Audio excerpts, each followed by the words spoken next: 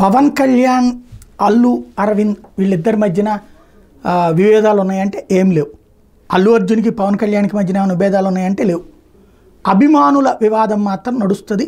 రాజకీయ పార్టీల వివాదంగా కార్యకర్తలది నడుస్తున్నది. ఎందుకంటే అల్లు అరవింద్ చివరిలో వైఎస్ఆర్ కాంగ్రెస్ పార్టీకి సంబంధించిన ఎమ్మెల్యే క్యాండిడేట్ దగ్గరికి వెళ్ళడం, నంద్యాల ఎమ్మెల్యే క్యాండిడేట్ దగ్గరికి ప్రాక్టికల్గా అతను చెప్పాడు పర్సనల్గానే, అది పార్టీ ఉద్దేశం కాదు, నా కుటుంబ స్నేహితుడు అన్నటువంటి దాని మీదన జనసేన వాళ్ళకి మండింది.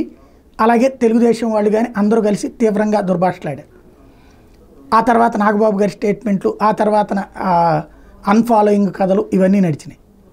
ఈ దశలో ఇప్పుడు తాజాగా నిర్మాతలు వచ్చి ఇక్కడ పవన్ కళ్యాణ్ని కలిశారు ఇవాళ. అందులో అల్లు అరవింద్ కూడా ఉన్నారు. పవన్ కళ్యాణ్ గారు కూడా విలువ ఇచ్చారు. ఓ పక్కన అశ్విని దత్, రెండో పక్కన అల్లు అరవింద్ ఇద్దరు కూర్చున్నారు. పక్కన కూర్చుని కథ నడిపించుకోవడం, అదే అక్కడ మొత్తం మాట్లాడడం ఇదంతా జరిగింది. కాబట్టి విభేదాలు వాళ్ళ మధ్యన లేవు. కార్యకర్తలు కూడా విభేదాలు పక్కన పెడతారా లేదా అన్నది చూసుకోవాలి.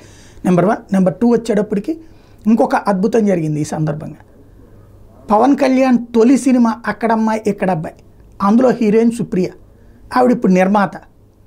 ఆవిడ కూడా వచ్చి ఈ కార్యక్రమంలో పాల్గొంది, పవన్ కళ్యాణ్ గారిని అభినందించింది.